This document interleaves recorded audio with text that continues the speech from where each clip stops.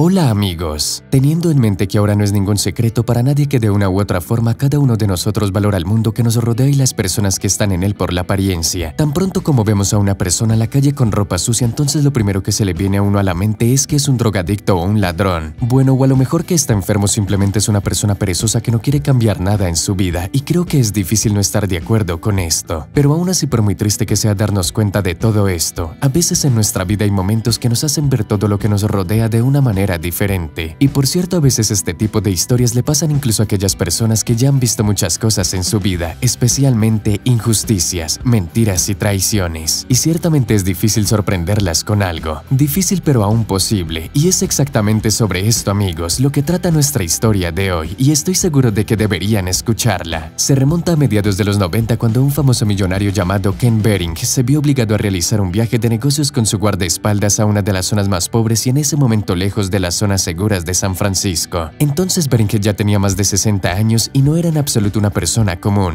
Desde 1991 ha sido incluido en la lista de Forbes de Estados Unidos todos los años, mientras que muchos admiran su biografía ya que era el hijo de una limpiadora común y se había convertido en millonario a la edad de 26 años. Y el camino de toda su vida hacia el pedestal estuvo lleno solo de lucha y trabajo agotador. Bueno, en general no hace falta mencionar lo que tuvo que pasar para lograr tal éxito. Era calculador, inteligente y astuto, y la vida le enseñó a no creer en los cuentos de hadas. Y en realidad este viaje tampoco fue coincidencia. Ken había querido durante mucho tiempo construir un centro comercial en este barrio pobre y por eso fue a ver un lugar adecuado. La lucha por este pedacito de tierra no era una broma, y cuando Ken se puso de acuerdo sobre todas las cuestiones, estando en San Francisco, decidió caminar un poco por la costa, por así decirlo, caminar y tomar un poco de aire fresco. Le tomó media hora hacer todo esto, luego de lo cual se subió al auto con su guardaespaldas y se dirigió a un costoso hotel, y probablemente nunca hubiéramos escuchado sobre esto con ustedes si no fuera por lo que sucedió después. Al llegar al Hotel Ritz-Carlton, el millonario descubrió que no tenía su billetera. Estaba en mi chaqueta, pero cuando estaba a punto de sacar mi tarjeta de cliente VIP me sorprendió descubrir que simplemente no estaba, compartió una vez el empresario con los periodistas. Más tarde recordó que durante la caminata se quitó la chaqueta y se la puso en el hombro, y muy probablemente fue en ese momento que la dejó caer. Claro, para Ken no fue una gran tragedia, aunque había una cantidad enorme de tarjetas de crédito, unos $3,000 en efectivo y tarjetas de visita. Se instaló en el hotel gustosamente y sin problemas, pero entonces surgió la pregunta: ¿qué hacer a continuación?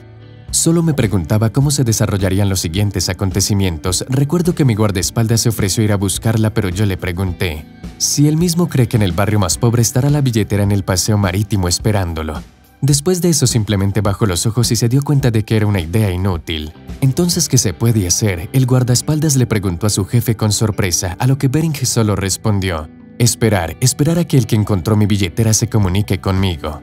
Entonces pasaron 2 horas de espera. El guardaespaldas se sentía incómodo, dándose cuenta en algún lugar de lo más profundo de su alma que esto también era su culpa. Y el millonario en ese momento estaba disfrutando de la vista desde la ventana y estaba esperando la llamada. Y por muy cursi que pueda sonar, el teléfono estaba en silencio. 2 horas después, el decepcionado guardaespaldas del empresario dijo: señor, creo que no tiene sentido esperar más y suponer que la gente de una zona pobre nos llame. Bueno, miremos bien las cosas. ¿Qué más se puede esperar de ellos? Otra cuestión es si hubiera perdido su billetera en algún lugar del centro, entonces habría al menos alguna esperanza de que lo reconozcan y decidan devolver su billetera, y que allí vive gente rica, no gente pobre. Pero para su sorpresa, Kenneth dijo: esperaremos. Después de eso, el guardia guardó silencio y se sentó en la silla. Y así inesperadamente se acercaba la hora de la noche. En ese entonces el millonario, acompañado de su fiel guardaespaldas, tenía que irse de San Francisco. El sol comenzaba a ponerse por debajo del horizonte y el guardaespaldas se acercó nuevamente a Kenneth Behring. Señor, ¿vamos a volver hoy? Pero Ken solo respondió: no, esperaremos. Eso sí, el guardaespaldas estaba muy sorprendido y no entendía por qué su jefe esperaba recibir esa llamada, porque para él todo era obvio, luego de lo cual incluso objetó: pero el que encontró su billetera podría habernos contactado, ahí están todos sus documentos y solo tomaría unos minutos nada más. Obviamente el que encontró la billetera ni siquiera va a pensar devolverla. Quizás sí, respondió el millonario y dijo que hoy se quedarían allí. Entonces el día se volvió noche, pero la mañana siguiente, para su sorpresa total, sonó el teléfono. Una voz al otro lado de la línea dijo que había encontrado la billetera y quería devolvérsela al dueño.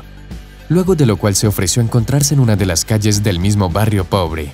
Eso sí, el guardia se mostró muy cauteloso con estas palabras y lo único que le vino a la mente fue la suposición de que del otro lado del teléfono solo podían haber bandidos que, habiéndose enterado quién es realmente el dueño de la billetera, decidieran de esta manera atraerlo. Y vale decir que esta versión tenía derecho a surgir porque el trabajo de un guardaespaldas es precisamente velar por la seguridad de su jefe. Y por cierto no se sabe por qué fue, pero el millonario decidió ir allá y tomar su billetera mientras le decía a su guardaespaldas con una sonrisa: «Te tengo a ti, así que no tengo nada que temer», y así sucedió. Más cerca de la hora indicada, se subieron al automóvil y se dirigieron al lugar, como dijo más tarde el propio empresario. Probablemente estaba listo entonces para ver a cualquiera, tanto a una madre soltera como a un anciano que quiere dinero a cambio e incluso a un joven vagabundo. Pero lo que pasó después me sorprendió personalmente. Cuando llegaron al lugar y se bajaron del auto, no vieron a nadie que los estuviera esperando, a nadie excepto a un niño pequeño de unos 10 años que estaba merodeando cerca de la cabina telefónica. Después de una breve espera nadie se les acercó y entonces el millonario decidió preguntarle al chico si había visto a alguien aquí y resultó ser que la persona que encontró la billetera fue él. El chico con cautela y mirando a su alrededor sacó la billetera del millonario por debajo de la camisa y se la dio. Y el guardia de Ken decidió volver a revisar lo que había dentro y cuando lo abrió se sorprendió muchísimo.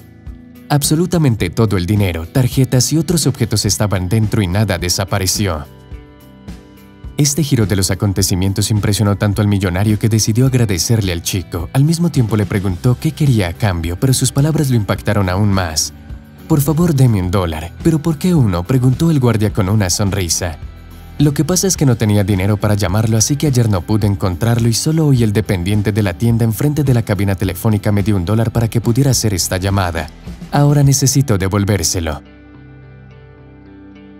Vale la pena decir que no se sabe cómo se despidieron los tres ese día, pero una cosa es muy conocida: Kenneth Eugene Bering nunca construyó un centro comercial en esta zona. Y probablemente se pregunten por qué. La respuesta es muy simple: construyó una escuela para los pobres en ese lugar.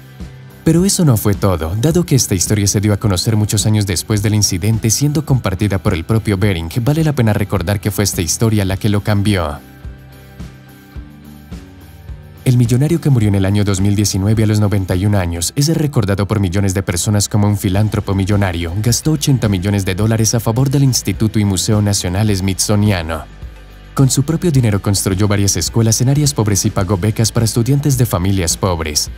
En 2000, Bering también donó $7.5 millones para la ampliación de la Universidad de California y estableció el Centro de Excelencia Kenneth Bering, que ofreció programas de capacitación para directores de escuelas públicas, otorgando becas a 50 aspirantes a directores cada año.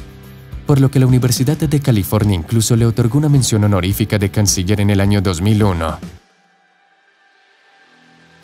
Pero eso no es todo. También fundó la Fundación de Sillas de Ruedas de California en 2000 para proporcionar sillas de ruedas gratuitas para personas con discapacidades que no pueden pagarlas.